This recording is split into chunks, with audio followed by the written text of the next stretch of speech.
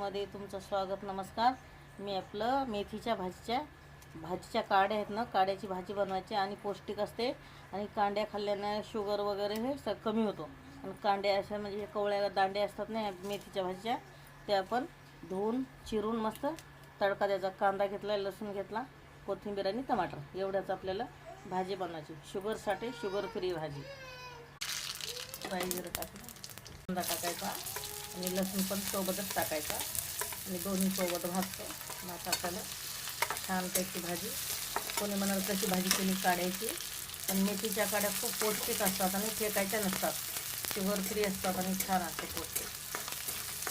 छान burgundy colour आला की आपल्याला थोडं मिरची पावडर टाकायचं, मीठ टाकायचं आणि काढायचं. चवीनुसार थोडंसं मीठ, थोडंसं लाल पावडर द्यायचं. छानपैकी भाजी बनवायची. काड्याची भाजी छान लागते. मेथीच्या काड्या काढा केल्यासारखं. पण काढा कसा पितो तसं हे काड्याची भाजी करायची. शुगर फ्री असते, त्याने शुगर कमी होतो.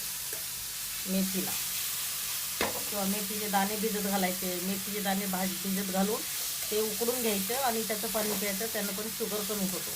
मेथीचे दाणे. ही मेथीच्या काड्याची भाजी आणि कवळ्या कवळ्या काड्याची भाजी छान लागते. शुगर फ्री हे. तुम्ही पण चांगलं वाटलं तर करा आणि लाईक करा, शेअर करा, सबस्क्राईब करा. धन्यवाद.